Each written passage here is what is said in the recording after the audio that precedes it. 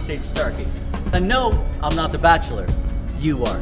In just a few moments, your journey's about to begin where 4 theme parks here at Disney World compete for your love, all leading up to one of the most shocking finales ever in AllEars history. This is the BachelEAR. Week 1 on the BachelEAR is full of surprises, love interests. Some of our parks are making the connection for the very first time, but are they truly asking the right questions? Well, they're all inside right now, meeting each other for the first time. What's your name? Magic Kingdom. Magic Kingdom, it's so nice to meet you. How are you feeling? I'm a little nervous, but fireworks in my stomach, you know. But I'm feeling magical. I love it. Well, in just a moment, you're gonna head inside. But no, this might be your happily ever after. All right, go ahead inside. Hi everybody, I am Magic Kingdom. I'm 52 years old, I'm a licensed family therapist, and I'm from Lake Buena Vista. I'm here on the show because I'm 52 years old. You know, it's time to settle down. I've had a lot of friends that I've had throughout the years, but it's time to find real love. Anyone can expect from me in a relationship a lot of fantasy, a lot of whimsy, you know, never losing that sense of kind of childlike wonder. And you only get one true dream, one true wish, and you might as well do it with me. Wonderful to see you. And what's your name? I'm Hollywood Studios, but you can call me MGM. Perfect. How are you feeling about tonight? Oh, I'm feeling great. You kidding me? Whole package here. I love it. Well, you actually have some friends inside, but I want you to know, don't worry, because love might be closer than you think, and certainly not in a galaxy far, far away. Head on inside. Hollywood Studios here, 34. I'm an aspiring filmmaker, as you see here with my theater. But my day job, the 9 to 5, just a bellhop. You know what makes me ready for love? Is I have so much to offer all of you.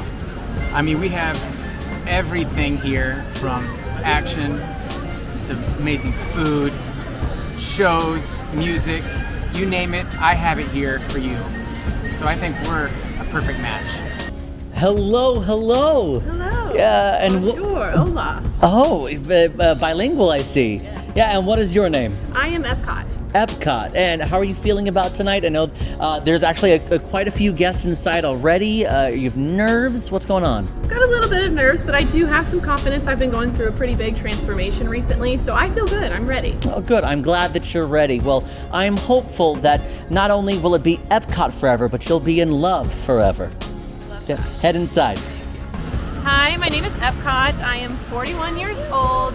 I double majored in engineering and culinary arts, and I also love to volunteer at the aquarium on my off time.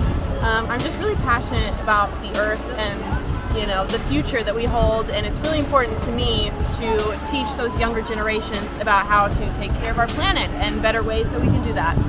I think in the past, but I also think ahead, and I think I'm the most well-rounded, pun intended, well-rounded park. I think my biggest turnoff would be not celebrating enough. I think every single day there's a reason to celebrate. Let's have fun. Life is short. So I love celebrating anything and everything. Almost maybe 350 days out of the year, there should be a celebration. And look at you. You are ready for everything. Yeah. How are you feeling? What's your name? My name's Animal Kingdom. Animal Kingdom. Totally wild. I think I'm really gonna be the wild child here. I don't think everyone's ready. I'm gonna shake things up. I love it. I love it. And you're actually the last park to be here. How are you feeling about tonight? I'm nervous. For Yes. Sure. Definitely nervous. But I think it's gonna work out. I think things are gonna be cool. I'm ready. Are you very level-headed? I do want you to know, though, sometimes it is tough to fall in love. Much like it's tough to be a bug. That's true. Head on inside. Hi, I'm Animal Kingdom. I'm 25 years old and I'm a conservation specialist from Lake Buena Vista. I'm hoping that there's someone who's really passionate about animals and who's willing to donate a lot of money to the Disney Conservation Fund. As a lot of people know, I am the hottest park. Both in theming it's beautiful and also in temperature it is just hotter here. My perfect date would be taking my partner, you, the viewers, to the beautiful Satuli Canteen. It is a mess hall, but they do have really good tofu. Our contestants have completely sized each other up, and I'm curious to see how the drama will unfold. But now, our viewers have sent their very first date text. I'm here in Magic Kingdom. It's time for our first date. I just got my first text. It says, I'm so excited That our journey has begun. Let's explore our world. It's very interesting. No way! We get to go on a date. For our very first date, our 4 theme parks will have to show 10 of their very best aspects. But who will win? Well, that's up to you. The first to complete their theme park list will win an advantage in their quest to find love. Here we go, friends. I am so excited. I feel pretty confident. The first thing we need to find is a nod to an extinct attraction or experience. And honestly, I'm just gonna go to where my first thought is. Like, I'm not gonna think too hard about this because I wanna go fast. And sometimes I overthink, which hurts me more. So I'm just gonna go straight to one place that I know. Luckily for me, I'm a pretty old park. So I've been around quite a while. I have quite a few extinct attractions actually. There's actually 2 things on my mind, but I think one will be significantly quicker than the other. So let's head over to Tomorrowland because I know where an extinct attraction is, or at least a nod to one is. All right, so I've got to find 10 specific things in my park. First, I'm gonna check the wait times because one of them is ride the shortest wait. Okay, so Grand Fiesta Tour is 5 minutes, Figment is 5 minutes, Living with the Land is 5 minutes. Okay, we're going to Figment.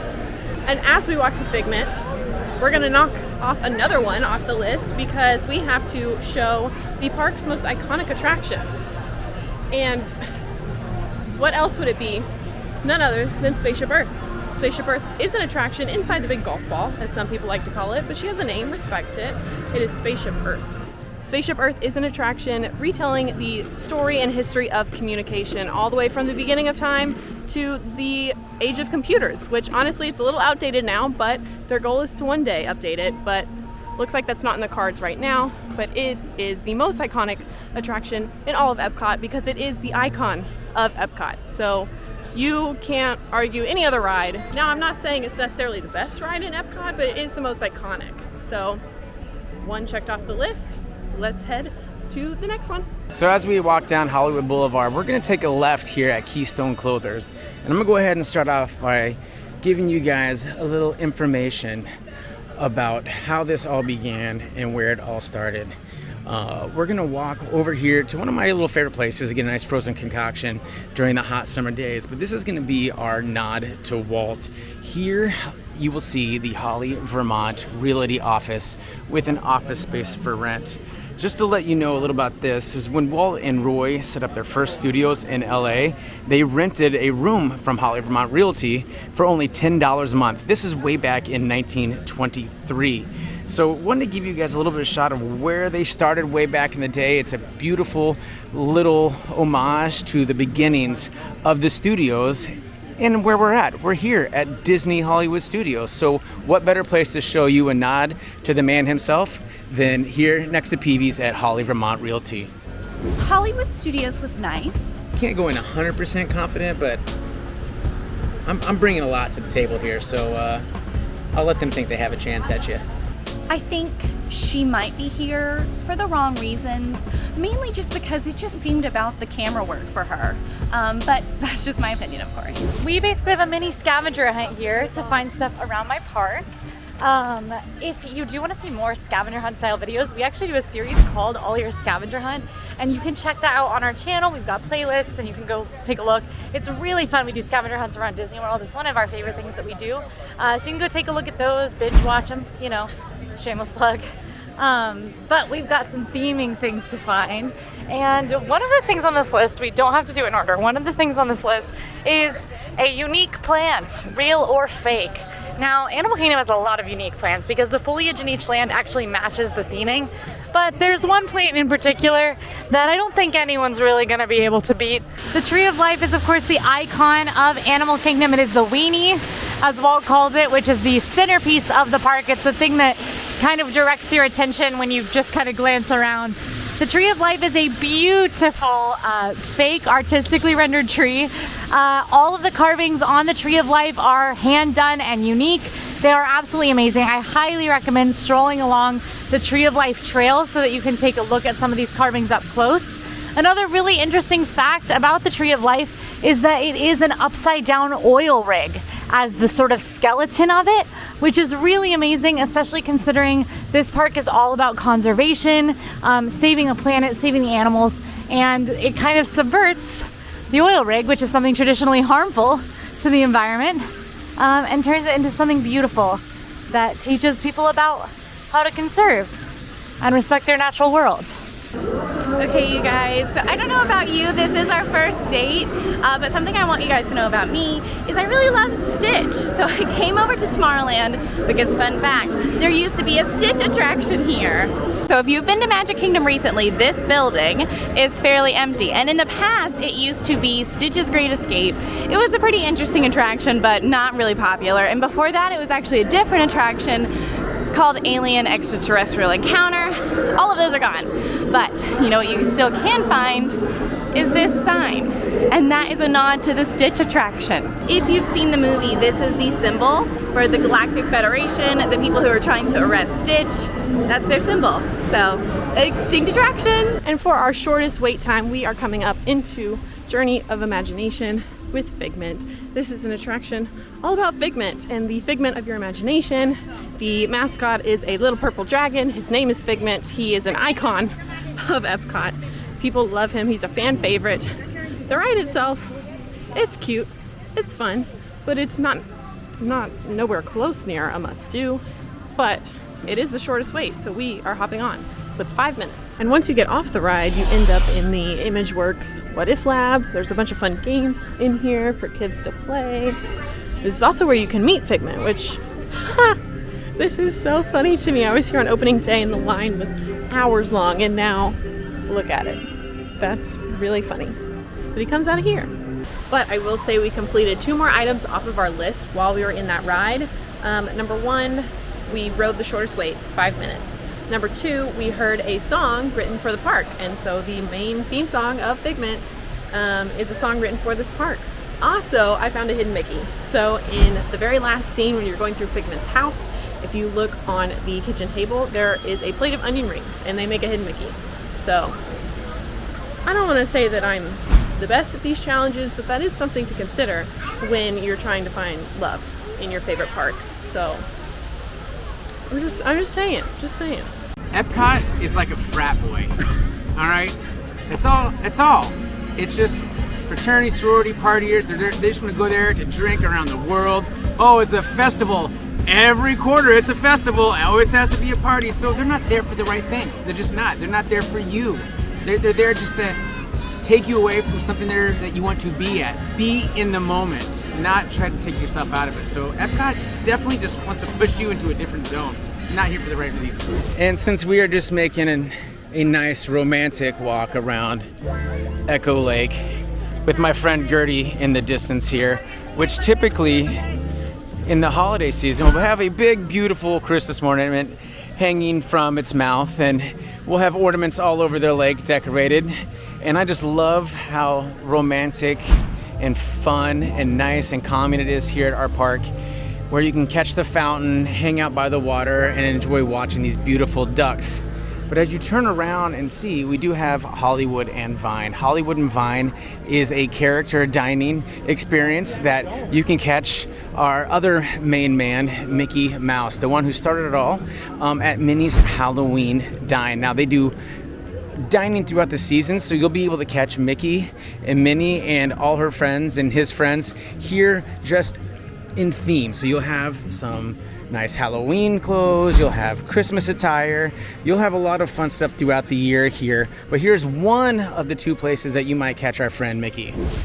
Come here, come on. There's also waterfalls around, which, you know, pretty romantic, don't you think? All right, but we've got more park to see, so we're gonna head back out where we came to the next item on our list. On the way there though, I thought we'd get to know each other. So like, what are you into? Oh my gosh, that's really cool. I also love that. I think we could really enjoy doing it together. I'm really into conservation. What I'm looking for in like the Bachelor today is somebody who really is willing to invest not only in our relationship but in the planet. specifically by donating to the Disney Conservation Fund is really what I'm looking for here. We've now made it to Adventurers Outpost, which is another item on here. This is where you can meet Mickey and Minnie in this park. It's a very cute meet and greet because they have very fun outfits in this park where they are safari Mickey and Minnie. You can see them right here on this sign in their little safari outfits, and if you head inside, you can meet them, get some very cute, very adventurous photos taken with them. Now, one of these that I think is going to be really difficult is actually going to be the music written specifically for this park.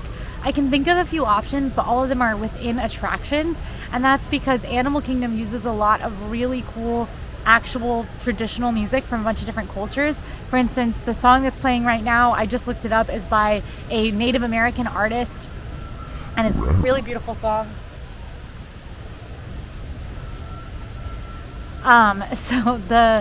So I think it's going to be a little tricky for us to find music written specifically for the park because there's a lot of really beautiful, really worldly music around this park, which is just another reason that I think we would get along. Okay, next up, I am going ahead, and our second task is going to be to find a hidden Mickey. If you guys don't know what that is essentially when you go around Disney World and the Disney Imagineers who help create the parks have little hidden Mickeys. Like, they place Mickey throughout different attractions and different just experiences, and even just the parks in general. So I know exactly where one is in Tomorrowland, so that way we don't have to go too far. All right, here we go. This is the People Mover. This is a super fun, relaxing ride above Tomorrowland, where you just get to see Tomorrowland from a different point of view. It's personally one of my favorites, and there is a hidden Mickey on it. I don't know, this is like, I think, the most romantic ride. It's pretty long, it's pretty comfortable, like you get to sit next to each other, so I'm glad we're doing this together. This is where I would have taken you on our first date. And right next door, we are going to check off another item on our list, and this is where you can meet Mickey Mouse right next to Figment. Right next door to Journey into Imagination with Figment, there is the Disney and Pixar Short Film Festival. This is a movie that shows 3 different short films, but inside is actually where you can meet Mickey Mouse here in Epcot. It's Mickey and Minnie now because of the Disney 100th celebration. They are in their Disney 100th outfits. It's amazing. It used to just be Mickey Mouse here, but right now it is Mickey and Minnie, so it's super, super special. They're in their new fun purple Disney 100 outfits, and this never has a long wait. This is crazy to meet Minnie and Mickey Mouse. Probably a 5-minute wait, 5 to 10. So this is where you can meet Minnie and Mickey.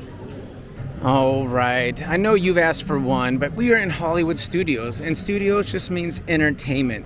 And listen, the best thing that I love to do, one of my favorite things to do on dates is to go see live entertainment, whether it be music or a show. Well, here we have the Indiana Jones Epic Stunt Spectacular. If you want to come see a nice, exciting live event on our first date, here's one of the many places that I'm going to show you. I know you asked for one, but I'm going to give you more than that because here we go above and beyond to make sure that you feel special and you get everything that you're looking for on our first date.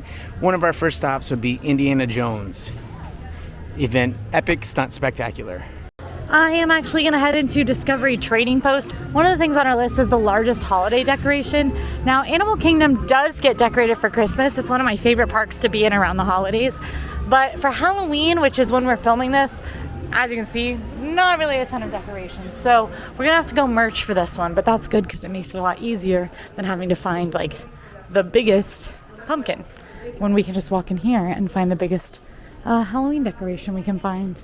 This is Discovery Trading Post. It is one of the largest stores in Animal Kingdom.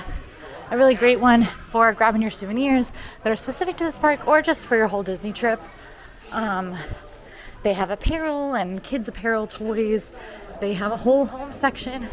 I'm not seeing a ton of Halloween in the store in general. It's like really spread out. So it might be across the way. I think we're gonna go try that out. So I have to make sure we find the biggest holiday decoration item. So I don't know, if you're really into Halloween, I just don't think that you and I are a match necessarily. Just because Halloween's not really my thing. I don't do a ton for it. We don't dress up. But Christmas, where it's at. We do a whole winter festival with the amazing Merry Menagerie puppets, which are some of the coolest things that you can see during the holidays in Disney World. And it's very, very magical to be in Animal Kingdom during the holidays. So, oh, good news. The live entertainment is still happening. The macaws are still happening. About 30 macaws that have landed out here on the roots of the Tree of Life. So we're calling this our live entertainment because this one's cooler. And I'm trying to woo ya. So I gotta use my good stuff. Okay, so that was honestly a lot longer than I had anticipated. We ended up getting stuck for a minute, but that was a great hidden Mickey, and it was close to where we were, so I don't feel super bad. Now, I will say it did take longer, but it was really romantic for us, you and I just hanging out there, and I just thought it was sweet, so I won't regret it. I know that this game is really about speed, but the more time that I get to spend with you, the happier I am. So that way you really get to know me as Magic Kingdom. Now we are doing this Bachelor during Halloween season here at Walt Disney World. And so our next task is going to be find the biggest holiday decoration. And I think I know exactly where to go. I love Halloween here, but for me, my favorite holiday in Disney World is probably Christmas. There's just something special about me and Christmas, and me as in Magic Kingdom. I mean, if you guys want to stick around for the holidays, like, you and I could find out together. I know this is only date one, but I'm really thinking ahead. So when it comes to finding Halloween decor and which one is the biggest, this is a little bit tough because it's not like Christmas where there's like a giant tree. You know, there's really not one thing that's like very clearly the icon. Oh, I just saw a little girl see the castle for the first time, and it brought tears to my eyes. I'm sorry. Okay, so the biggest decor potentially could be these pumpkins up here. I mean, they're large and in charge. They're really cute. I am not gonna leave the park to look at them from the front because that's gonna take too long. Because then I'd have to come back through the gates, and it's early morning, so lots of friends are here. But these guys are pretty big. Now I know you're a busy person, you've got a loaded schedule, and I know obviously how this game works. You're talking to other parks, which I get it, I understand, but I want to make the most of your time. So we are hitting up all of these items right in a row because I know your time is important, and I just want you to have the best time with me today here on our date. And I think I'm doing that pretty well. We're gonna knock off another one right here outside of Figment because what can I say? Figment is iconic.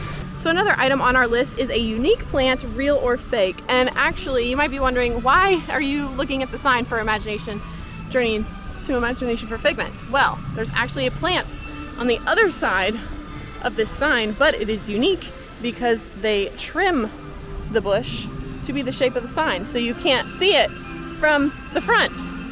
So that is a very unique plant. I think everybody's super sweet. I think I'm gonna talk to them about the Disney Conservation Fund, and I think that they'll all put down a little money. They seem like they have some. All right, we are continuing our travel today through this most amazing, beautiful location, heading into Batuu, which is arguably one of the most well-themed locations in any of the Disney parks. It totally takes you to a place a long time ago in a galaxy far, far away.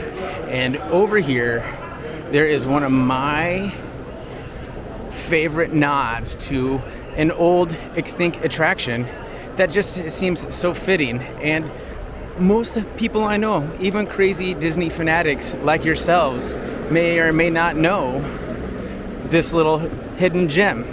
As we walk through Batuu and we are making our way to Doc Ondor's Den of Antiquities, I would just like to show you a little hidden gem that comes directly from my favorite ride, the Great Movie Ride, which, yes, I know now is extinct, but this foot that you see here is actually the foot from the statue of the god Anubis, which comes out of the Indiana Jones scene. So here is a little nod to an extinct attraction in a land that might be a little fitting since there's a little connection here, huh? As we're leaving Batuu and making our way through this beautiful park, Hollywood Studios, we would just like to let you know that we think you're out of this world. Back to our merch hunt. So the seasonal collections, as well as some of the designer collections, are in Island Mercantile, which is a slightly smaller store, but still pretty big. So check both of them. They're right across the way from each other. And we're looking for the biggest holiday decoration we can find. This Madame Leota floor mat is going to be our biggest holiday decoration currently here in Animal Kingdom. Of course, it is for sale, so it's not an actual Animal Kingdom decoration, just some merch. But, you know, it's just not my strengths, the holidays. I think for us to really have a good first date here at Animal Kingdom, we want to really comprehensively get a look at everything. So we spent a lot of time on Discovery Island. This is the central area of the park. It's where it's easiest to get around. But there's a lot of really amazing lands, and we have got to check them all out. There's actually not really an easy one for me to get on my scavenger hunt in Pandora, but I still think that we're gonna pop into Pandora World of Avatar because it is probably the most popular land in Animal Kingdom. It's absolutely beautiful. It's themed, of course, to the Avatar film franchise, created by James Cameron, and it's incredibly immersive. It's even more beautiful at night when the whole area lights up with bioluminescence. It's very cool, but hopefully we can find some music that was maybe written for one of the attractions playing near one of their queues. And that gives us a good reason to be over here. Okay, so when it comes to our next task, we need to find one of the park's most iconic attractions. And that's kind of tough because Magic Kingdom, I mean, there's a lot to be said about Disney iconography and Magic Kingdom. We're pretty much a synonym. So I'm gonna say there are lots of things that you could argue with this one, but you know what I think is actually like really iconic? Is the train. Oh, listen, there comes the train. Okay. The train just really, there's something super Magic Kingdom about the train. The train, you can only find it here in Magic Kingdom and in Disneyland. It's something that Walt himself was very passionate about. So I think that this is probably one of the most iconic things. I mean, this is the first thing you see when you get to Magic Kingdom is the train station. It's very special, very cool, and I think very iconic. We don't have to ride this one, but I will show it to you since it just pulled up. So there it is, the train, very neat, and I'd say iconic. And luckily for us, our next task is literally right next to the train, which works out beautifully. So next up, I need to show you where you can find Mickey Mouse here if you want to go say hello, and we're gonna talk about what he wears. So you can meet Mickey Mouse here at Town Square Theater. This is the only formal meet and greet in Magic Kingdom where you're gonna find the famous mouse, although he does have a lot of performances. But if you wanna meet him, hug him, this is your place to go. Now, Mickey is a man who knows how to dress. Like, he knows how to dress. He is 95 years old almost. Yeah, he's going up on his 95th birthday. He has a large wardrobe, and frankly, he's somebody who reduce, reuse, recycle, so there's lots of costumes. The costume that you can find him in when you're here is his magician's costume, and his room that he meets you in is really themed to that. You can see a little white rabbit coming out of a hat. You can see other outfits that he has, but yes, here you're gonna find him in his magician with his little cape. I will say, I'm having a wonderful time. I hope you are too. I just feel this connection. All right, our next item is a nod to Walt Disney, and we are heading into Connections Cafe.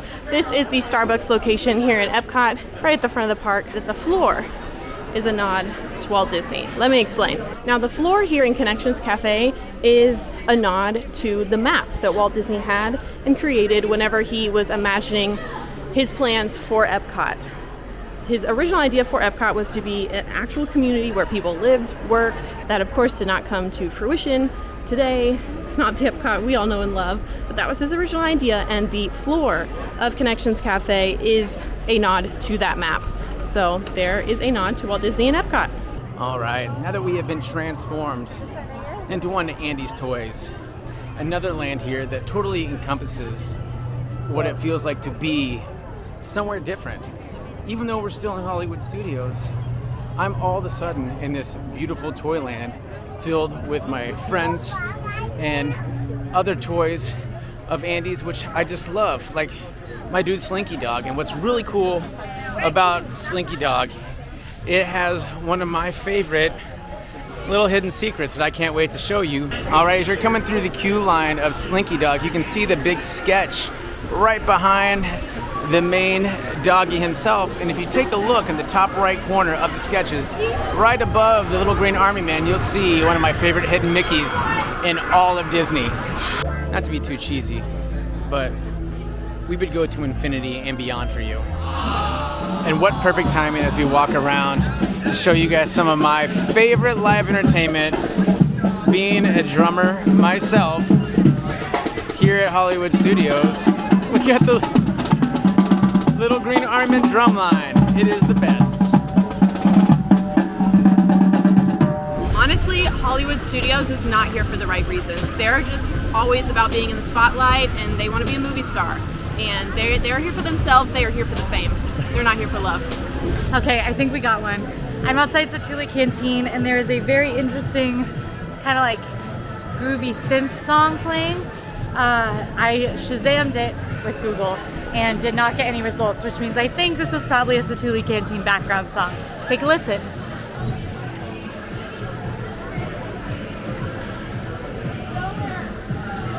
Definitely is. I just love sharing my music with you. You have such good taste. That's why we belong together. Another thing on our list is to find a nod to Walt Disney.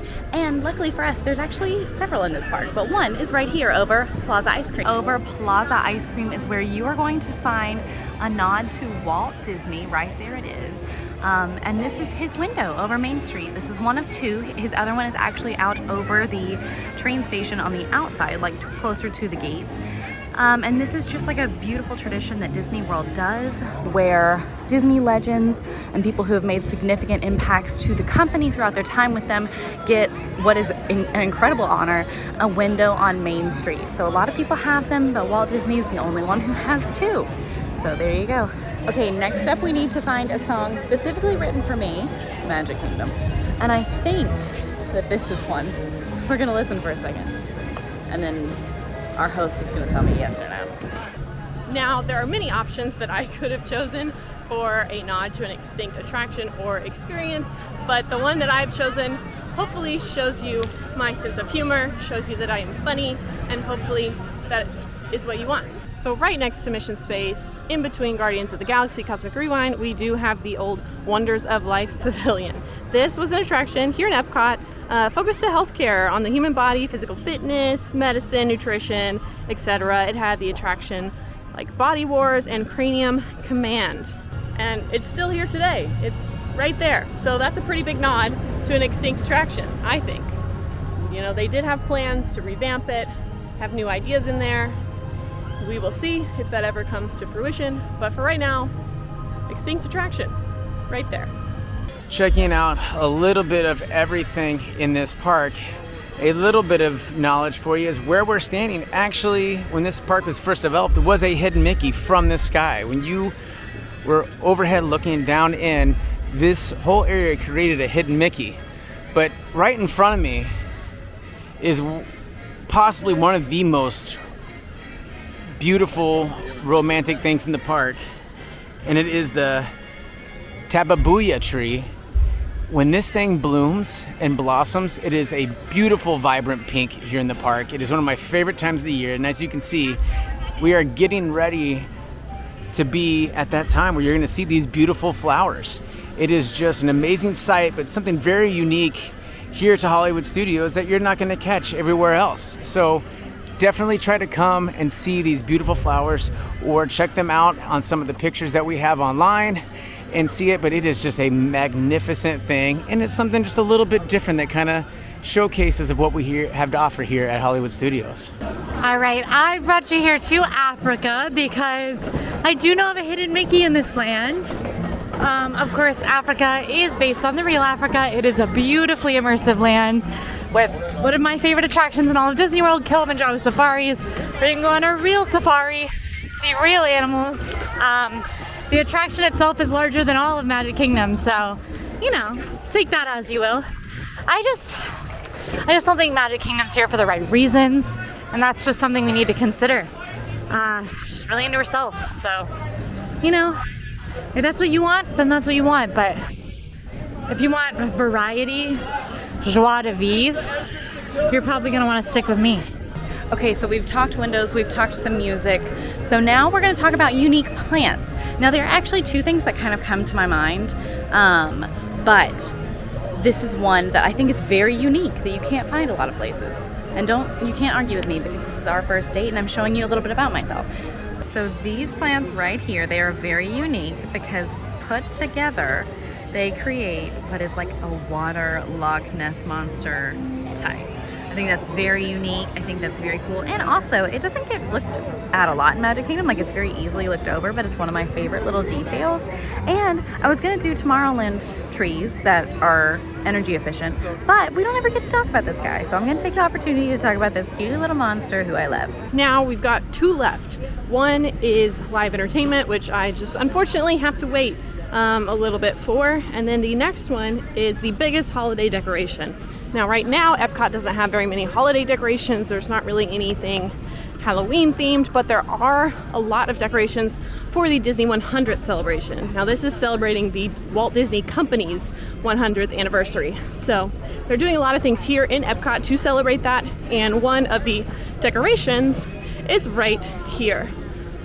So on one side we've got the Disney 100 logo with the Epcot ball, Spaceship Earth, so that's really fun. But then also on the other side, we've got a big Mickey statue with the Disney 100, and the statue says it was all started by a mouse. So that's super cute. That is going to be our biggest holiday decoration.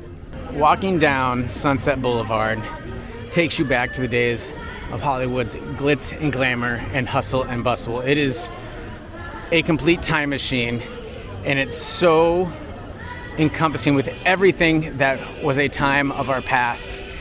But it leads to our main attraction, our flagship here in Hollywood Studios, one of my favorite attractions, Hollywood Tower Hotel, the Tower of Terror. This attraction is the epitome of Hollywood Studios, and it makes you still feel that you are in Hollywood, but if you're ready to be thrilled, this is where you go. Here is the mainstay. Definitely, we would be going here on our first date to enjoy the most prominent attraction here. Okay, I don't know if you can see. I'm gonna zoom in on my phone. I think on the top of the hippo's head, there's a hidden Mickey. I don't know, I'm gonna zoom. So we've talked about plants, we've talked about all of our favorite things. I've gotten to show you some stuff that I really love.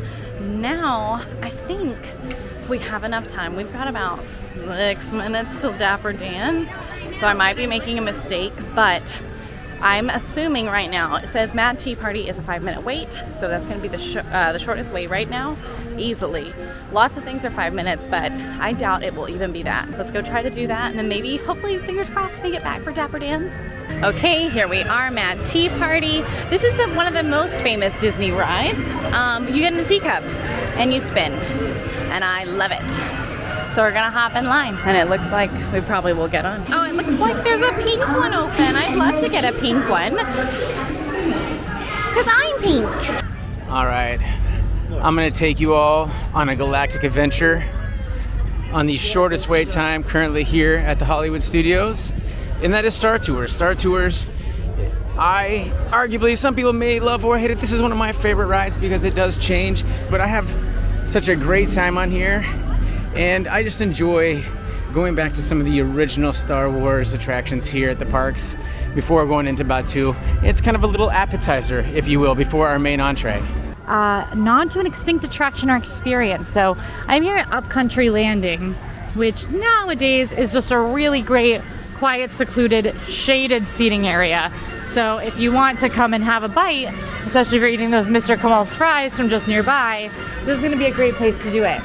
But you might notice that there is a ramp down pretty close to the water, some areas where it looks like boats could go, and even some gates. Now these gates have been bolted shut for a while, but up until 1999, this was one of the 2 docks for the Discovery Riverboats attraction. This was mostly a mode of transportation, getting from a dock here in Asia to one on Discovery Island, but there were a couple of attraction elements. There was a dinosaur you could see. There was sort of a nod to a dragon.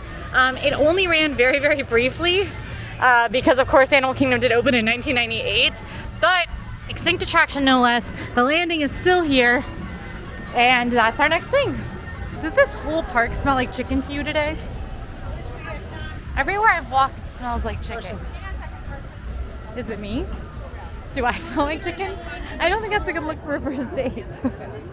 I haven't had any chicken. Where Hollywood Studios has a lot of some classic music that plays up and down Sunset Boulevard, Hollywood Boulevard, and also some of the most memorable music from all of your Star Wars films.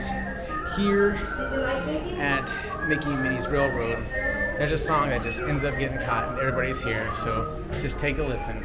All right, now we are looking for the park's most iconic attraction. This one was kind of difficult because I just have so many great attractions. Now there is, it's tough to be a bug inside the Tree of Life, which is the park's icon, but that attraction isn't very popular, so I don't think it's the most iconic attraction here. Instead, I've taken you to Expedition Everest. Expedition Everest is a roller coaster attraction here in this park. It's incredibly popular, but it has really high capacity, so the waits don't get too long. Right now it's just a 35-minute wait, and it's pretty busy today. This attraction takes you on a journey towards Everest through the Forbidden Mountain, but beware, there's tales of a Yeti. Is it true? Is there a Yeti in the Forbidden Mountain? I don't know. I don't really believe in Yetis, but I think it can get pretty dicey up there. You know, who knows what's up there? Maybe like a goat or something is what people are seeing. But we do have Expedition Everest in this park. Probably one of the most thrilling rides in Disney World. And not even the only thrill we have in this park. Okay, we are back on Main Street, and the good news is I can hear them coming. The Dapper Dans, if you don't know who they are a barbershop quartet that sings throughout Disney World and Disneyland. They're pretty famous here.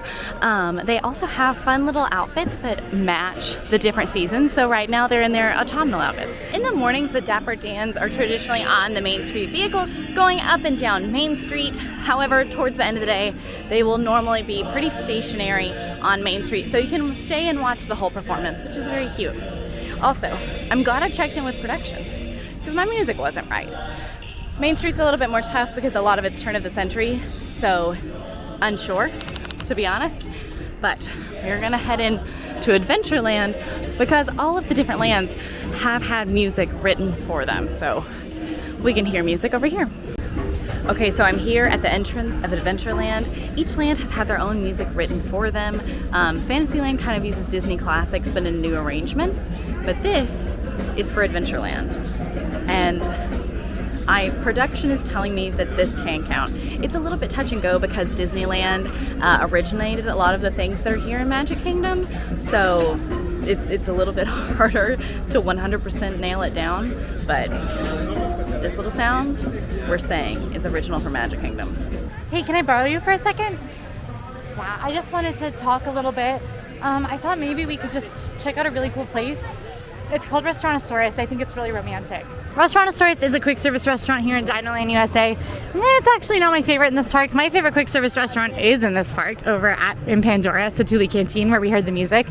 But Restaurantosaurus has a very cool theme where these students that are on a dig, this is where they hang out, as you can see from the lawn chairs and cans on the roof.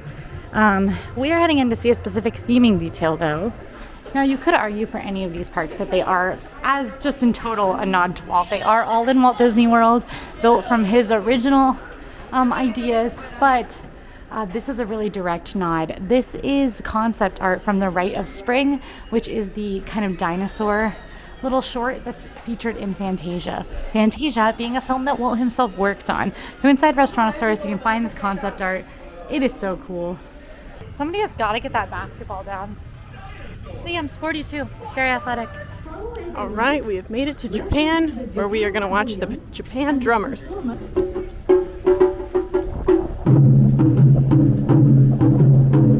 Our final task is to ride the shortest wait in the park. For now, we got Triceratops Spin, and we are for sure hopping on it. As you can probably tell, Triceratops Spin is a Dumbo-style attraction. Picks you up, takes you around. Great for little kiddos, and always has a short wait.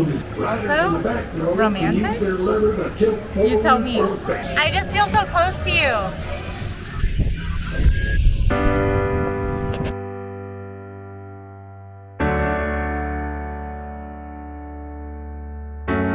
Welcome to your first rose ceremony.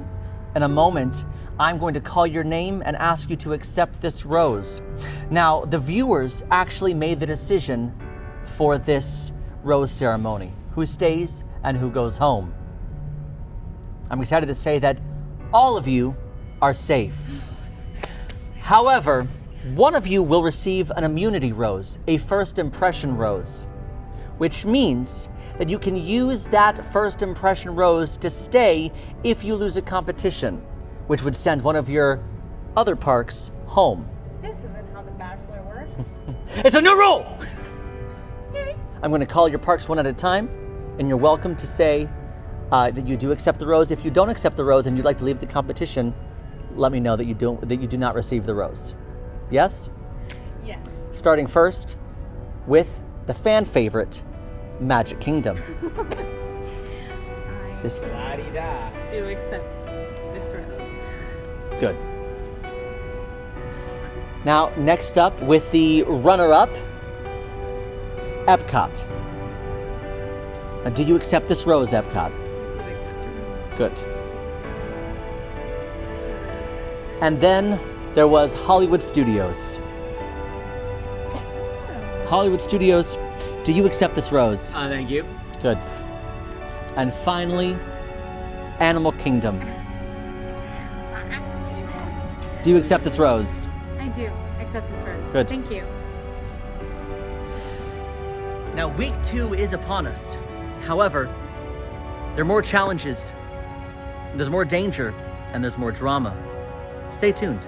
It's week 2, and our 4 theme parks are settling in. To know that I'm the fan favorite, honestly, I don't know. I think it makes sense. I'm not really as surprised because I am here for love, and I think that my maturity and my age really shows that, and I think the people can really feel that I am here for the right reasons, unlike other people. You know, I'll give it to Magic Kingdom. She's got the pretty shiny castle. I get it. All the kids walk in and they think it's so cool and it's awesome, but that's for all the kids. So I will say that all of the adults, once you get to the certain age where you're actually, you know, fully developed and you've got maturity about you, then you realize that I am the true winner. And you know, it's okay that I'm runner-up right now, but all will tell in the end. An immunity rose, the first impression rose, was given, which means there could be trouble in paradise. Will love blossom, or will it wilt before the first firework was even set? Let's find out. Okay, now I just got my second text for our second challenge, and honestly, I don't really know what this means, but it says, I'm really impressed with everything that you are. But can you thrill me? You want to be thrilled? You're gonna be thrilled. Let's go. On this date, the parks must ride as many attractions as possible. No re-rides. Each attraction is worth a set amount of points, and whoever has the most points by the end of 90 minutes will win a rose and is one step closer to finding true love. Now, we do a lot of ride challenges in Disney World. We have ridden everything in every park in one day with and without Genie Plus. We've ridden everything in 2 parks in one day with and without Genie Plus. Freibucket has even made several attempts at riding everything in Disney World in 2 days and 1 day. Yeah, so we take our ride challenges pretty seriously. We don't typically do them limited to just 90 minutes, but that I think is gonna make this pretty interesting. Here at Animal Kingdom, there are not a lot of attractions. The only true, attractions even listed in the app, there's only 1, 2, 3, 4, 5, 6, 7, 8, 9. Only 9 attractions. And Kevin has been hanging out here all day. So we are going to, I think, start with our 2-pointers. In this challenge, the attractions are weighted. So it's 3 points for an e-ticket. That's an attraction that's gonna be very, very, very popular. And then it's gonna be 2 points for those mid attractions. And then for those that are easy to ride, shortest waits, it's gonna be 1 point. Now, these ride categories are based on historical wait times. Over on AllEars.net, our blog, we do track wait times for every single day of the entire year. You can check them out. We actually have them reported for every hour that the park is open. So if you're traveling, you can go look up last year's wait times on that day and see what you might expect. It also really helps us to analyze trends in crowd levels. So we do all of that on the site in regular blog posts. You can go over there and check that stuff out to really learn a lot about what to expect during your vacation. It's also got all our tips, all our reviews and stuff on the site. I think I'm aiming for 5 or 6 attractions in the 90 minutes. Because this park has so few attractions and re-rides aren't allowed, it might be a little tricky for us to get the most points. Magic Kingdom is really lucky in this case. Of course she is. Where there's a lot of options for rides to do during this challenge. All right, I'm starting my challenge here at Expedition Everest. The wait is a posted 20 minutes, but the single rider line is open, and hopefully that's pretty much a walk-on. I am alone. You don't have to be alone. Hi. You don't have to be alone to use the single rider line. It's just kind of over here off to the side. It's not always open, but when it is, if you are willing and able to split up your party, you can usually walk pretty much right to the front of the line, even when it's super busy. Okay, we have made our way over to Space Mountain. I think one of the most romantic spots in Disney World. It's just a good time. You have a good time together. This one is worth 3 points, and it will probably be the only one that we go for that's worth 3 points today. It says it's 20 minutes. Fingers crossed. Space Mountain is an indoor roller coaster that takes you through the dark into space. It is a lot of fun. It's pretty jarring though, and maybe not for the faint of heart occasionally. All right, and because I came through the International Gateway today, we are heading straight to Remy's Ratatouille Adventure. This is the attraction themed to Ratatouille, where you are shrunk down to the size of a rat and live a day in Remy's life. Go back in the kitchen, make some food. It's a very cute attraction. It is trackless, which is pretty cool. It usually has a long wait. It's one of the more popular attractions here at Epcot. Right now, it's a 40-minute wait, which honestly isn't too bad for Remy's. So we're gonna go try it because I wanna make sure I get some of the big e-ticket attractions for those points. Typically, we would start off with an appetizer, but we did it on our last date. We did a little Star Tours action, so let's go see a show. I love a little bit of a interactive kind of thing, so we're gonna make our way back to Muppet Vision 3D.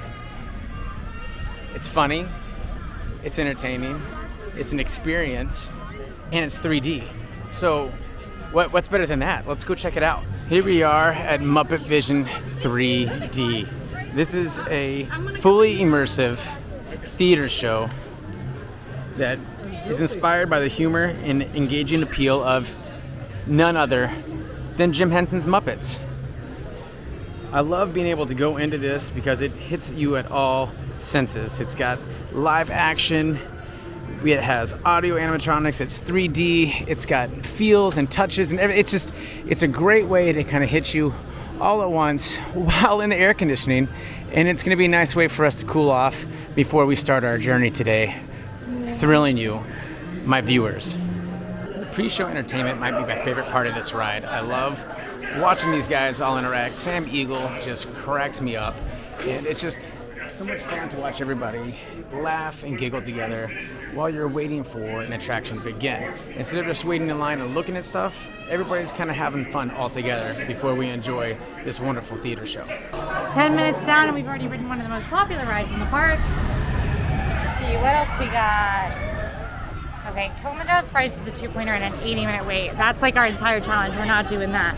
I think Dinosaur is going to be the move because it's going to be just a 25-minute wait. So hopefully that's a little less than 25, and that's a 2-pointer, so that'll put us at 4 points. Then we can just immediately grab Triceratops Spin for a point, and we'll see where we are. Come here often. Now, something to keep in mind is that this week is an elimination week. Some of us won't be getting a rose. Fingers crossed it's not me. I don't think you would do that to me. But one way that we can ensure that we get a rose is by winning the challenge.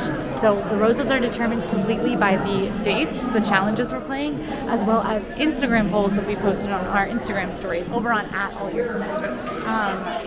I don't know what the results of the polls are. None of us do. I do know the Animal Kingdom has fewer rides in other parks, and I assume that this poll was about rides. So I am really, really, really hoping that we can pull out this ride challenge because that guarantees us a rose. We won't go home. Okay, official wait time for space was about 25 minutes. I feel good about that. Okay, 3 points under our belt. Not a bad start. Now I think my goal is going to be like 10 points. That doesn't sound like a lot, but I feel like that's a pretty good goal and it's realistic. We have about an hour left. so we better pick up the pace. And I have the hiccups apparently. Okay, an hour of our second date left, and I'm gonna head over to the People Mover because it's 1 point. It's a little bit longer of a ride, but that's okay. Okay, so I don't know if you guys remember, but we actually did go on the People Mover on our first date, which was pretty special. So it's just kind of something nostalgic and romantic for us. Kind of like our special spot, I don't know. I'm hoping like maybe if this works out for us, when one day when we're old, we can like hold hands on the People Mover. I just like see that for us. Stay clear of the doors. Well, that was a nice, easy way to start our second date. It was nice and cool, and it ended with a little fireworks already. But those aren't the only fireworks we have for you. You just wait. I wish we had more than 90 minutes because I would love to take you on all the thrilling things we have to offer here at Hollywood Studios. Everything from Tower of Terror to Rock and Roller Coaster to Smuggling's Run. It's just a day full of excitement and fast fun. Even heck, Slinky Dog is waiting for us. I just wish we had a little more time because we offer so much more than some of those other parks. Like, what are you gonna do over in Epcot, huh? Like, soar over California? Whoopity-doo. I mean, ride in a fast car that goes 60 miles an hour? You probably did that on the way to the parks today. So it wouldn't be a perfect date without taking to my absolute favorite attraction here in Hollywood Studios. I love our flagship. I love everything about what we have to offer with Tower of Terror and Rock and Roller Coaster, but Toy Story Mania, hands down, is my favorite attraction. The competitiveness of having a little bit of fun together and being able to see all things Toy Story all on one ride is unbelievable. And this is absolutely one of my favorite queues of the parks also. I can't wait to take you along. You can see a little bit of everything that Andy has put into his ride here, creating a fun and joyful queue. You can check out things from Disney characters to Trolls to our old friend Bullseye. It's just like being a kid all over again. And if you're bringing your kids, it's like them living their lives as toys. It's great, but this is definitely keeps you busy, gives you tons of stuff to look at. It's so much fun, and it just makes you happy. Just completely, truly happy being in this queue. I was gonna take us for another romantic ride on Triceratops Spin, but the line is 20 minutes. So I think we're gonna go get a different one-pointer and hope that that line drops. It's tough to be a bug. I know that this is a little bit less of a slow-paced date where we really enjoy each other's company, but sometimes you've got to get exciting in life. Right now, it's tough to be a bug. This is the attraction inside the Tree of Life. It's a really fun little show. Surprisingly scary though. If you've got littles, you might think, oh, a Bug's Life show. It gets very dark in there. It gets loud. There are scary effects like fog, and they even drop spiders from the ceiling. It can be really scary for little ones. It's kind of rare to see the show and not hear kids crying or see people leaving the theater. So that's just something to be aware of. But as thrills go in this park, we've done Everest Dinosaur and it's tough to be a bug. So you tell me that's not thrilling. Okay, the It's Tough to Be a Bug waiting room is not very full, which does not bode well. I think we probably have a bit of a wait for the show to start, but that's okay. The show's only about 10 minutes, so it shouldn't be too long. I actually love this waiting room as well because it is air conditioned. They play show tunes but sung by bugs. And then, of course, we are seeing It's Tough to Be a Bug, but there are other show posters in here that are bug-themed versions of Broadway shows, like Beauty and the Beast or Auntie or A Cockroach Line, that presumably have been shown in the Tree of Life Theater. All right, Remy's is done. It did end up taking 40 minutes, which is kind of a long time, but now the line is a 75-minute wait. So after I got in line, it did go up to a higher wait time, but we only waited 40. So now, honestly, I need to start doing all of the 2-point and 1-point rides because I don't have more time to waste. My goal is to do a couple of the smaller rides, and then maybe at the very end, if we can sneak onto the single rider line for Test Track, that's another 3 points. So that's my idea and goal for the rest of this game. I've got about 40 minutes left, give or take. So I think we're doing good. I'm not worried at all. I have confidence. And for our next attraction, we've made it over to Mexico, where we are going inside the Mexico Pavilion to ride the Grand Fiesta Tour starring the Three Caballeros. This is a classic Disney boat ride following the Three Caballeros. Donald has gone missing and we must find him. It's normally a 5-minute wait, aka walk on, so this should be an easy point. I do also love the, oops, I didn't mean to do that. Sorry. I also love the Mexico Pavilion in general because it's inside, which is very nice, but also makes you feel like you're in Mexico at night in a little market, and I love it. It's one of my favorites. Okay, now heading back to somewhere else where we really felt fireworks. We're back at Mad Tea Party. It is worth 1 point, and so we're gonna hop in line. It's supposedly only a 10-minute wait, hoping that that's accurate. I think it could be. Things have definitely gotten busier since our first date, so I'm lowering my goal to like 7. I still want to get obviously 10, but I think we only have about maybe 40 minutes left. My hopes aren't high.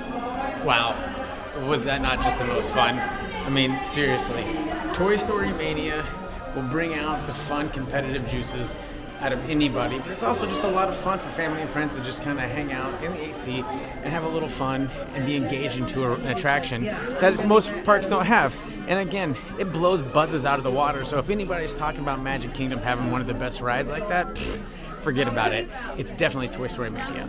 As we grow back up into adults and leave our lives as toys, and we head back into our galactic adventure to Batuu, I would just like to acknowledge that not only was Toy Story Mania the best ride and it's interactive, we're heading to Smuggler's Run, which is going to give you a thrilling adventure and also let you be interactive in the ride. It's a lot more than just sitting there and experiencing things, like going and riding a roller coaster in the mountains at Disney's Animal Kingdom. I mean, I've got a roller coaster, and it's better, and it's in the dark, and it's loud and fun, and it's even got its own soundtrack. I mean, you can't beat that. And what better date would it be, or how good of a date could it be if I didn't take you and show you my ride? Isn't it gorgeous? It's pretty dang fast too. I'm just saying, you should ask around. There's a rumor about it being the fastest ship. You should just check out the blogosphere and figure out the answer to that one. The doors are open. I'm gonna try to get all the way down.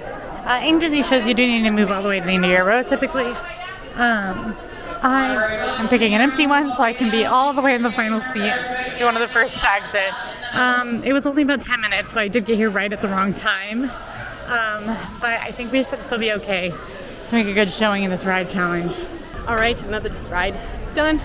I'm going to cut through the Odyssey building because I want to get over to Test Track because that is a 3-point ride and I can do single rider. So hopefully it won't take too long and I'll get another 3-point big ride. That might be our last one because we are running out of time. All right, next up we are hopping onto Test Track. This is a very high thrilling attraction here in Epcot. You design your own car and test it to see how well it would do as a real car. There is lighting lane, there is standby, but there's also single rider for this attraction, which I highly recommend single rider if you are willing to be split up from your party, because you will be. You will be riding alone with another group, but you can skip the line this way. Our second date isn't going like I planned, but I mean, we're still having a great time. I don't know, like I'm still really feeling those fireworks. I'm really feeling like that magic. So I'm not gonna give up hope. Let's fingers crossed that we can get a few more points on the board. We only have about 30 minutes left. I truly don't know where time has gone. I don't know, but we're trying. Okay, I made it over to Storybook, the Storybook area. Goofy's Barnstormer is about a 10-minute wait. If you've never been on this one, it's a lot of fun. It shows kind of my more whimsical side, my more like leaning into my childish side. It's a lot of fun here in Magic Kingdom. I feel like I need to express, when I say I mean Magic Kingdom. You know, we are the parks today. This one is a great first family coaster where you can hop on board as Goofy takes you flying high. It's fun, it's short, and a great first roller coaster. Okay, operating with about 20 minutes left, and I only have 6 points right now. I think, yeah, this will be my 6th point. Luckily, this is a very fast ride we're about to get on. It did not take 10 minutes, it took about 5. And then hopefully I can run over to Dumbo, hop in line for that, and get at least 1 more point. This is really romantic. Wow, it's really tough to be a bug, isn't it?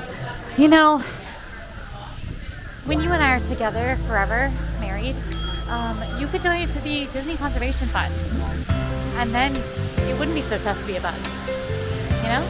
That said, that is a very scary show. They literally have a cast member stationed at the door to make sure that kiddos can leave when they get overstimulated, and they do. I saw 2 families leave this time. A little pro tip, if you think that like it's like on the fence, like can they handle it, maybe not, I would sit very, very far on the side, specifically the side near the door. 1, so it's easier to exit, and 2, so that when the scary effects start happening, you're not really centered inside the scary effects. You're off to the side. It's a little easier to watch them from a distance. Still loud, but the fog doesn't fully cover you. The spiders don't come down above you. Okay, I only have 23 minutes left on my timer.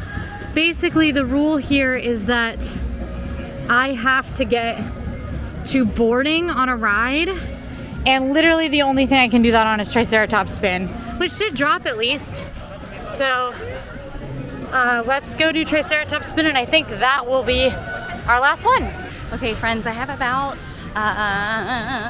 a little over 15 minutes, like right at 15 minutes left. Dumbo's a 15-minute wait. We'll hop on, it'll be the last one. We got on a lot less than I thought we would, but you know, honestly, like anytime we get to spin together is really magical to me.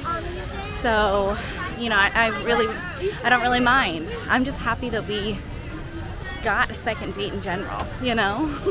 So for our last date, we are here at the iconic Dumbo. This is the flying elephant ride. So if you think of Disney, you're probably gonna think of Dumbo automatically. And it's gonna be really romantic for us. I can feel it. Okay, I ended up pretty much walking straight in here. Looks like it's about a little bit over 10 minutes. I'd love to be able to ride and like sprint to the carousel, but I don't think that that's a possibility for us today. I just want you to know that this has been the most magical second date of my life. I think this is the first date I've ever been on with Dumbo involved, so this is pretty special, like for all of us. All right, well, that is it. My 90 minutes are up. We will see. I'm waiting to hear the results of the day. I feel pretty good. I don't feel great, but it's not terrible. I went with a strategy that went for the bigger rides, and it took up most of our time. So I think we're gonna be fine. So that was a lot of fun today. Our second date, 2 major attractions and a nice show. I hope it was enough to see you again for the 3rd date, but I guess you'll tell me that. I'll be waiting by the phone, waiting for that to text to see if I see you some more. So here's me hoping to see you one last time. Okay, there is 2 minutes left on my timer. I do not know if I can make it to carousel, but I'm really gonna try. Okay, 30 seconds left. I can see the carousel, I just need to get in line. I made it on. This is kind of like our place, Triceratops spin. It's romantic. All right, so with 2 mid-tier rides and 2 low-tier rides, I'm finishing with a total of 6 points. 6 points is pretty good, I think. In 90 minutes, we did 4 attractions. So, fingers crossed. Not ready for the rose ceremony. But hopefully, the connection we built together is strong enough to overcome. Okay, I got to the entrance as my timer went off, so I'm gonna count it. Here we go. POV, you and I are holding hands on the carousel. Week 2 was filled with excitement, filled with thrills, I hear. Epcot, how are you feeling about this week? I feel good. I feel confident. It's a slow burn. A slow burn. Yes. Well, this is definitely not easy. This is my least favorite part of the job, is having to send one of you home. Now, the person who was the most successful in the Rides Challenge, there was a 3-way tie. 3 of you got 7 points. And the tiebreaker was who waited in the longest line. And that person who gets an immediate rose is Hollywood Studios. Hollywood Studios, will you accept this rose? Absolutely. Which means now it's all down to our viewers and their connection. Did you make a strong enough connection? Only time will tell. Epcot, will you accept this rose?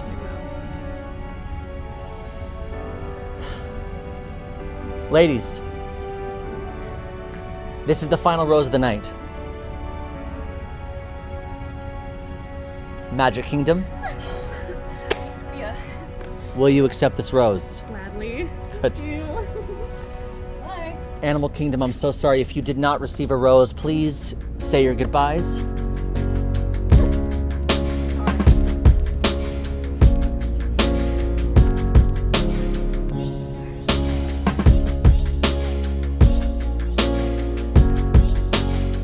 It really sucks to be eliminated. I'll be honest, I was here for the wrong reasons. I came because I wanted money for the Disney Conservation Fund, which you can donate to from home. And I also wanted my Instagram to explode. It's at AllEars.net. Are you saying that you don't believe the viewers will ever find love? Yeah, actually, I don't believe the viewers will ever find love, because if they can't find love in a confident, wild, animalistic park like me, then who are they going to find love with? You know? Who are they going to find love with?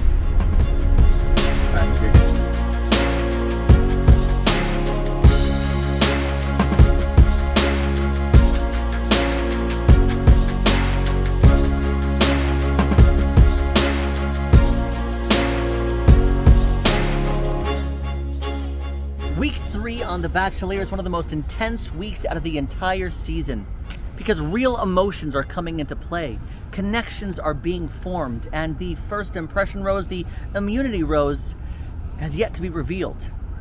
As a disclaimer warning, I want you to know real emotions are here and hearts will be broken. Let's find out together. So we finished the second date and Hollywood Studios kind of came out on top, which I think is interesting because we had a great time, and I think everyone here knows that Hollywood Studios is really not in it for the right reasons. I think it's all about getting on camera, but that's just me. Can we just for a second? I'm thrills, baby. Okay, so we just finished up on the second date challenge, and it's time to start our third. I just got our text message, and let's see. I'm starving, and I hope you're as yummy as you look. Oh my goodness. Well, first of all, thank you. The answer is yes. On this group date, our parks must put together the cheapest quality meal consisting of a specialty drink, an entree, and a dessert, both feeding their stomachs and feeding their love. I'm not typically a cheap date, and I've got a lot to offer you here at Hollywood Studios, but we need to find you guys an amazing specialty drink, an entree and dessert, cheaper than anybody else. Dare me, I'm gonna make this happen. For our drink, our specialty drink, I'm here at Energy Bites, which is right outside of the newest roller coaster here in Disney World, which is Tron Light Cycle Run. Now this did open with Tron. The menu has changed quite a bit since it first opened. They initially had some dumplings and a drink or two, but now it is 2 drinks, a watermelon slushie and a pina colada slushie, and then strawberry ice foam and chocolate cake donut holes. So we're gonna grab the watermelon slushie. It's $5.99, which is slightly less than like LeFou's Brew or other specialty drinks. So hopefully this is the cheapest. I think that it is in my heart, but we'll find out together, won't we? Honestly, I just love it, so I'm fine to just enjoy it.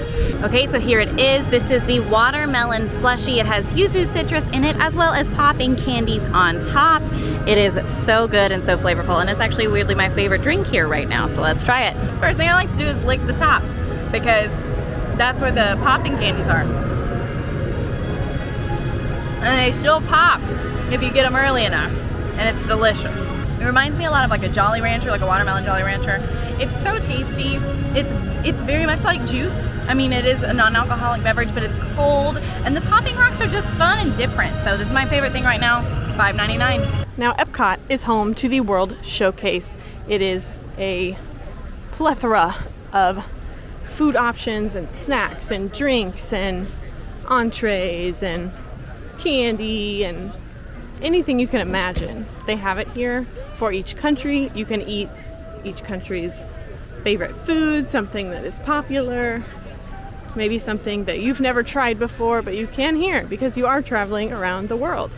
Not only are there so many food and drink options just in general, but throughout the year, Epcot does have 4 different festivals to celebrate that. So you've got the Festival of the Arts, you've got Flower and Garden Festival, you've got the most popular Food and Wine Festival, which is what's happening right now at the time of filming, and then you've got Festival of the Holidays towards the end of the year.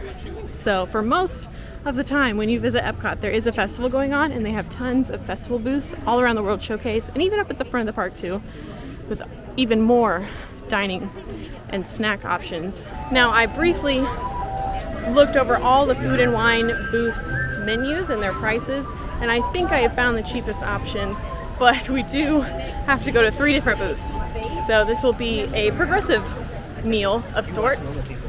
But it'll be fun. So first we are going to Belgium. For our specialty drink, we stopped by Belgium, and we got the Belgian chilled coffee for $4.75. Oh, this was good. This was good. It was cheap. Also very refreshing. Needed it. Oh, it's really good coffee. I mean, duh, it's Belgian coffee. All right, on to our entree. So over here in Toy Story Land, Woody's Lunchbox has options for everybody. I mean, vegans, meat eaters, kids, adults, everything. Great desserts, great options. It's one of my favorite quick service places to eat at, and what better place to take you on our 3rd date is here at Woody's Lunchbox. It's also a great place if you're looking to get some cheaper menu items. The most expensive menu item is the brisket sandwich at only $13.29, but then we can get down to as cheap of a sandwich for $9.99, which is their grilled 3 cheese sandwich. And who doesn't love just a grilled cheese sandwich when you're trying to be a kid or a toy here in Toy Story Land? You gotta love it. They have non-alcoholic specialty drinks that are frozen that you could even get an alien sipper. But they also have grown-up lemonades. You can do a grown-up lemonade or even a nice Blue Moon or Angry Orchard apple cider, which is perfect to cool you down in this hot, hot heat. So let's make this easy right here and do it all in one location. So one of the cheaper combinations I can think of with a good specialty drink is going to be the toasted cheddar sandwich. We're gonna do the seasonal tart for our dessert because it is the pumpkin lunchbox tart, and I just love me some pumpkin. And last but not least, we're gonna go with a non-alcoholic specialty drink, and that's gonna be the Frozen Mystic Portal Punch, which is gonna be perfect on a hot day like today. You know, it'd be good right now is if I had 2 straws. Share this with all of you.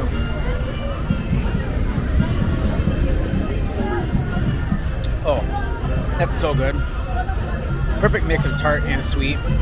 I can't remember the last time I had that, but I forgot how much I enjoy it. I'm always afraid to get these frozen drinks here at the parks because I'm always thinking there's going to be sugar bombs that are going to be totally so much sugar that even though it's cold and refreshing, it really doesn't do anything for you.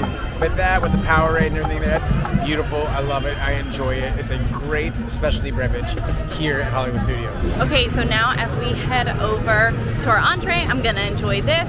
And I will say, I feel pretty confident in my choices. I've like scoured the menus while I've been like walking to and from places. I think I know what's the cheapest, but to save y'all time, if you want to find cheaper eats or like more budget-friendly meal options, AllEars has tons of those up on the website where they kind of tell you the best places per park to kind of maintain that budget that you're looking at. So save yourself some time. We've done all that info for you, so go check it out on the website. For my entree today, I am here at Sleepy Hollow Refreshments. Sleepy Hollow Refreshments is actually on mobile order, but you can grab funnel cakes, fresh fruit waffles, sweet and spicy chicken waffles, and even hand-dipped corn dogs over here, as well as pretty big Mickey waffles in the morning. Now, I am here for one specific item, and it is delicious. Okay, so for our third date, I have brought you one of my personal favorites and kind of, I don't know, weirdly feels underrated to me. An entree. It's a fresh fruit waffle sandwich. It's served with strawberries, bananas, blueberries, and a chocolate hazelnut spread for $8.49. After tax, it's like $9.04. This is one of my favorite entrees. It is so filling. The waffle is always so super crispy. The fruit is really sweet, and then the chocolate balances out really well. It's just kind of decadent. It's really nice, and for $8.49, it is incredibly heavy, actually, surprisingly. It doesn't make you feel gross, but it just makes you feel full, which I can appreciate. Now, when it does come to budgeting, we got an adult entree for this date that we're going on together. But if you're looking to like save some money, we always recommend looking at kids menus, or even just considering getting some things that are technically sides but are pretty large. It just can help save money, and you'd be surprised at how big some of the kids portions are. All right, and for our entree today, we went to the Germany booth and we got the Schinken noodle, which is pasta gratin with ham, onions, and cheese, and this is only $5. Cheers. All right, right off the bat, I can tell that this is one of the ones that has been sitting under the heat lamp for a little bit just because of how it is formed, but it's good. Lots of cheese, lots of ham, lots of onions. It's a nice little snack for $5. Not too bad. Would I get this again? Maybe, but I'm not completely sold on it, but I'm still gonna eat it right now. I know it's fall here in Florida, and it's still a little bit toasty, but it's grilled cheese season to me, so I'm excited. 3 ooey gooey cheeses with potato barrels. I mean, come on. Super crispy, seasoned, delicious. This actually has flavor. Flavor on the tots, flavor packed into that cheese sandwich. Can't beat it. Love it. Okay, we have fully enjoyed our drink and our entree, and now it's time for a little bit of dessert. Now, this dessert actually surprised me a little bit. Of course, these things do need to be specific to our park, and I kind of forgot about these. A little bit of a hidden gem, if you will. So let's head over to Pecos Bill's. And no, it's not the churros. Okay, so here we are. This is Pecos Bill's Tall Tale Inn and Cafe.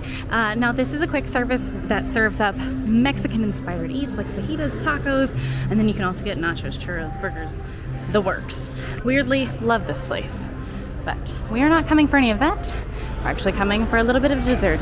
We are going with the powdered cinnamon sugar donut holes here from Pecos Bill's, which is actually less than even a Dole Whip, so we're gonna give them a shot. They're good and fluffy. There's lots of powdered sugar. It's not going to be my favorite thing in Magic Kingdom. I think there's a lot better snacks, but 5 of them, and so they're pretty shareable as well. I'll take it.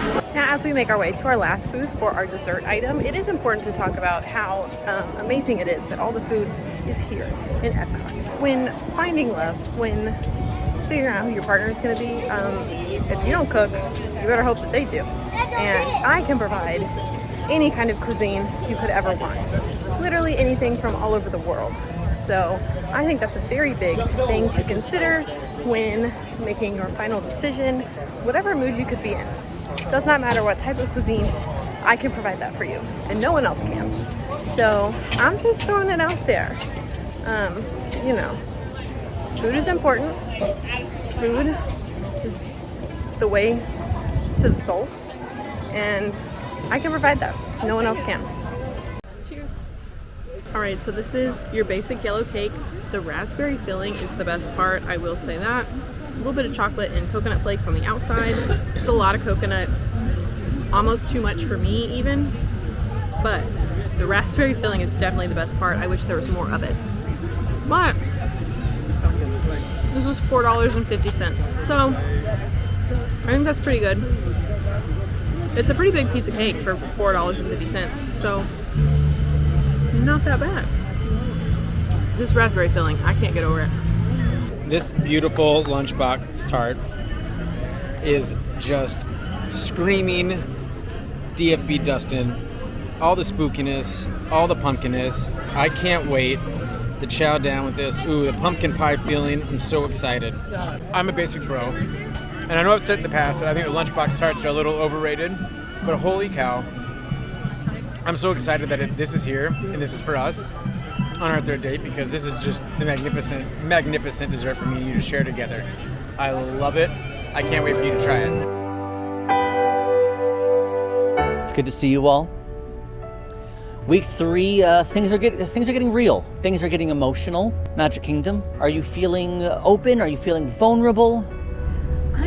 I'm feeling very vulnerable. This is the most I've ever put myself out romantically, and I think it's really going to pay off. Well, I want you to know, again, this is one of the worst parts of my job. I do not like this at all, but someone has to do it. If I call your name, please come up, and you're welcome to accept a rose at that point. The person that was the most successful on your food date was Epcot. Epcot, will you accept this rose? Yes, I will. See. This is the final rose of the night, and it all comes down to the viewers. Magic Kingdom.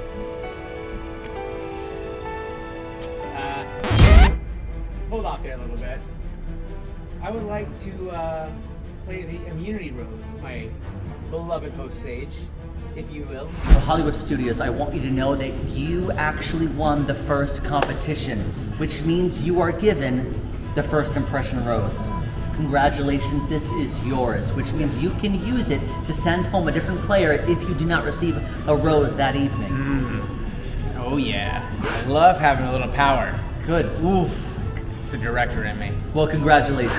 I'm so sorry, Magic Kingdom, because Hollywood Studios did win the first impression rose. It means they have immunity, which means Hollywood Studios, would you accept this rose? With everything that I am, yes, I will. I'm sorry, Magic Kingdom. Please say your goodbyes.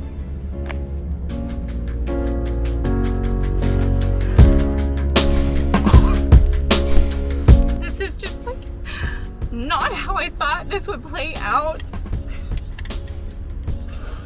This is just not what I thought would happen. This is not fair. I'm the only serious one here, to be honest. And the fact that it was because of studios? I'm sorry. I'm the only person who was really here for love. And the fact that it was that person in particular, none of this is justified. I should not be in this car right now. You know, at my age, I really thought that this was it for me. And I don't know that I will find love. Maybe my wish upon a star is a solo one.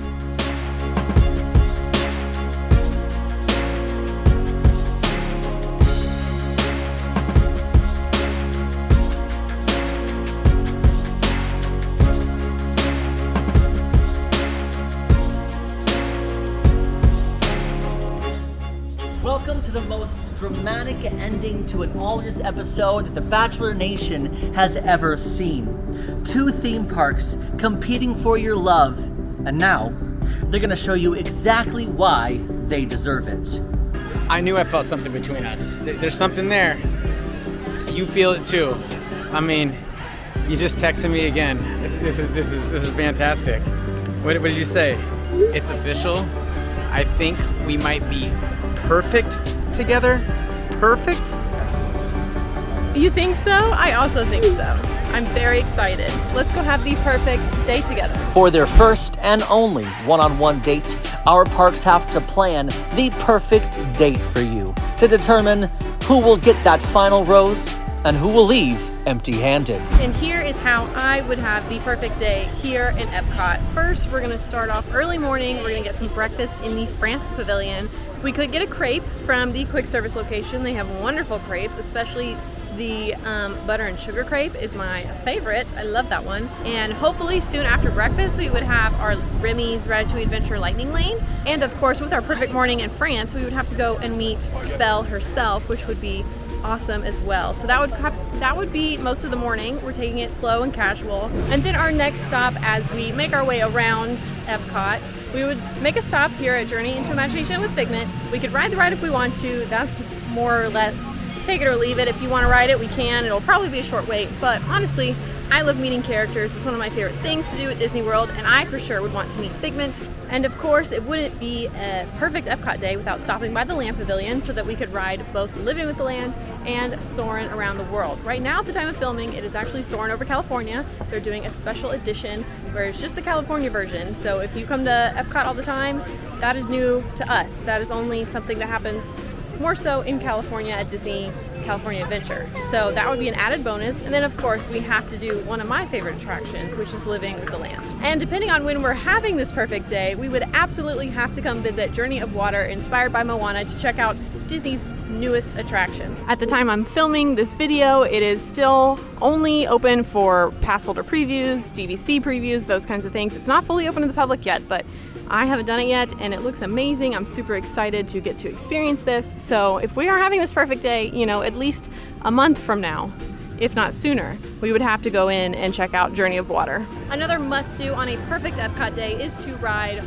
personally, I think, the best attraction in Disney World right now, which is Guardians of the Galaxy Cosmic Rewind. We could do this one of two ways. We could pay for it, do the individual lightning lane if you want to spend that money, but if you don't, I totally understand. We could also do the free virtual queue, but either way, you have to ride Guardians of the Galaxy on a perfect day in Epcot. Now, depending on when our virtual queue would get called, we would probably have to do some filler attractions, so that's when we could do Spaceship Earth, we could do the Seas with Nemo and Friends and explore the aquarium, just to maximize our time in the park, because there's so much to do here in Epcot. We could easily do that while waiting for our virtual queue, and probably, hopefully, do the virtual queue right before lunch. Also, a big part of a perfect day in Epcot is seeing all of the live entertainment. And right now, we just happen to be walking past the Janitors while they're out performing. So we're gonna watch them right now. All right, and at this point during our perfect day, we spent most of the morning in the front of Epcot with the different neighboring worlds over there with World Celebration, World Nature, World Discovery. So I think about lunchtime is when we would probably hit up the World Showcase. Now I'm thinking for lunch we would try out a festival booth. We could each all try different things and share, and there's plenty of options.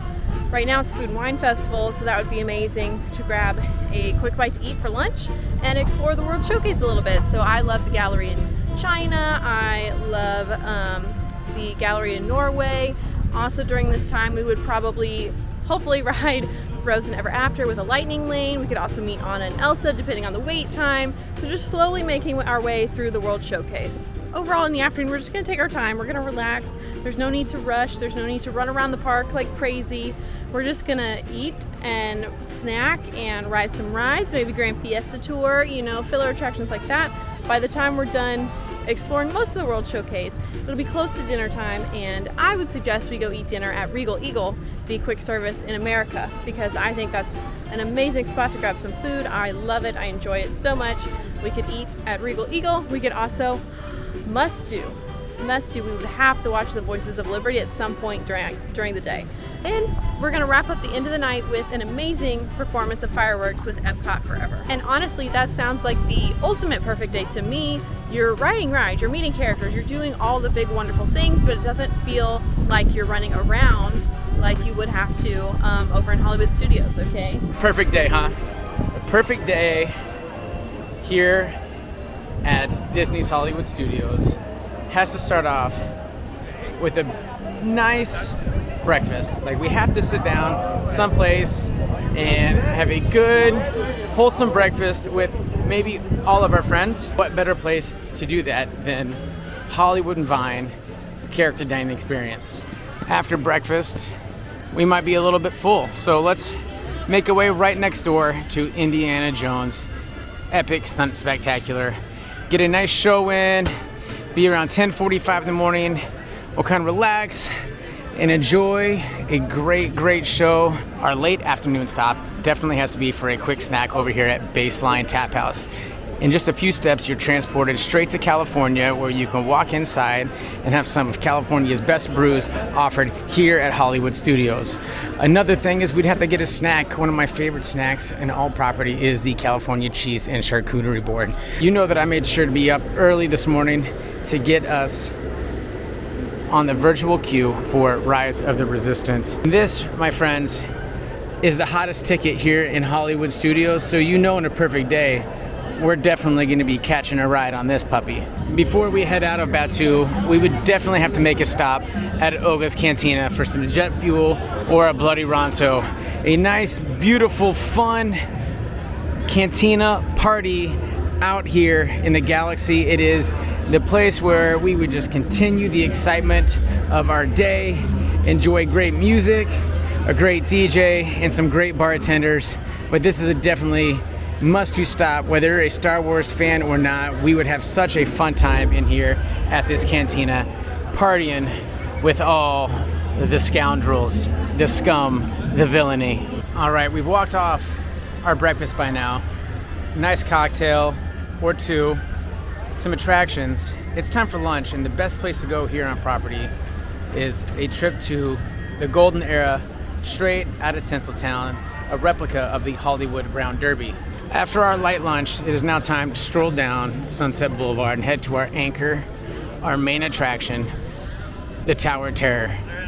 The Hollywood Tower Hotel is one of my favorite rides in all of Disney.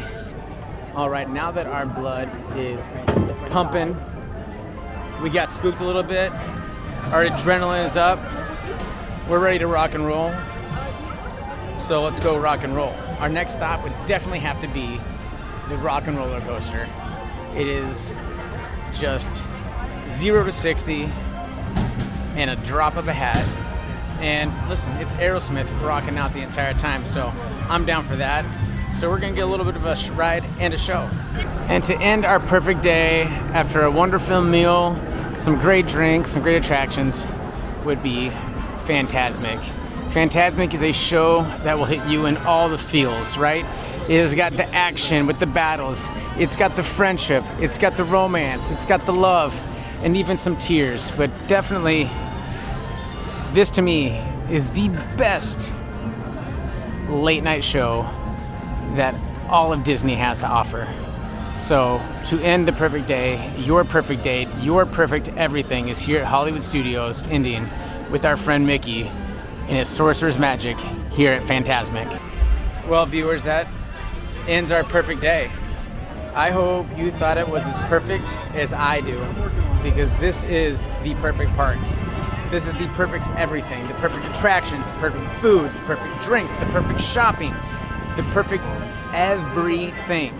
I've said it from the beginning, I know what I can bring to the table. I know that I am such a well-rounded world traveler, talented individual. I can bring a lot to the table, and I really think you need to consider that when you're making your final decision. Because for me, the decision is easy, but you know what? I have that confidence. I know sometimes that intimidates people, you know, and if that's not for you, I get it, but I know who I am, I know my worth. Hollywood Studios, welcome. Hey. How you doing? I'm good. How are you feeling? This is kind of a nerve-wracking situation. Sage, I'm feeling good. I mean, I came into this knowing that I was better than everybody else, and I came on strong. But halfway through, you know, I kind of started feeling like a true connection with our viewers, and I think they really understood what I was about, what we can offer, and that we are truly 100% the full package. Hollywood Studios, you have taken us on quite the journey. You've given us movies. You've given us thrills. Yeah. You've given us quite an expensive meal. A perfect day. I don't know what more you could do to make the viewers happy. But unfortunately, the viewers have made a stronger connection with someone else. The viewers are wrong. They're wrong. They're absolutely wrong. This is. I know. You've got. I know this is difficult, Hollywood Studios, but I believed in them. I believed in you. I know. I know. Listen, it's hard, but you deserve love. You will find that special viewer that will ride alien swirling saucers and not care that it's a carnival ride. You will find studio? You will find that person, but unfortunately, Hollywood Studios, I am gonna have to ask you to leave. You better be paying for my flight home.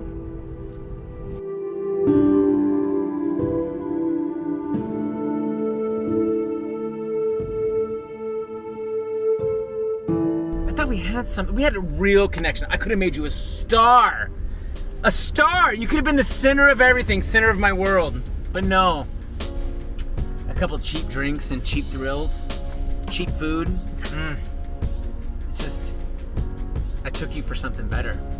Maybe it was me Maybe I thought it was more. Shame on me.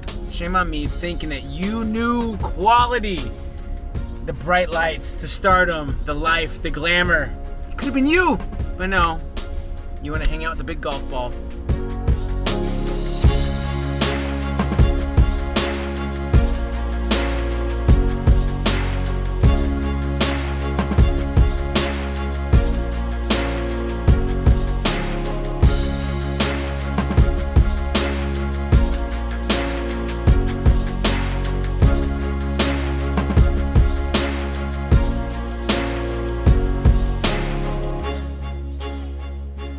How are you? I'm good. I'm pretty nervous. I understand being nervous. How has this experience been for you?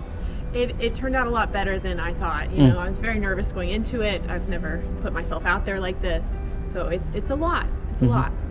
Epcot, I want you to know you are full of surprises. You activate the senses, the sight, sound, taste, touch, and that's something that the viewers care about, and that's something that true love really accentuates. And I want you to know it's been you. It's been you the whole time. The viewers, they love you. And so I have to ask, will you accept this final rose? Yes, I will. I am so happy. I really enjoyed our time together. I do think we are the perfect match, and this has been a wonderful journey, and I can't believe that it actually happened this way, exactly how I wanted it to. It's just, oh, I'm so excited. It's gonna be a wonderful life together. If you like this video, go ahead and like and subscribe. Now go watch us play Monopoly in Disney World. And this was the BachelEAR.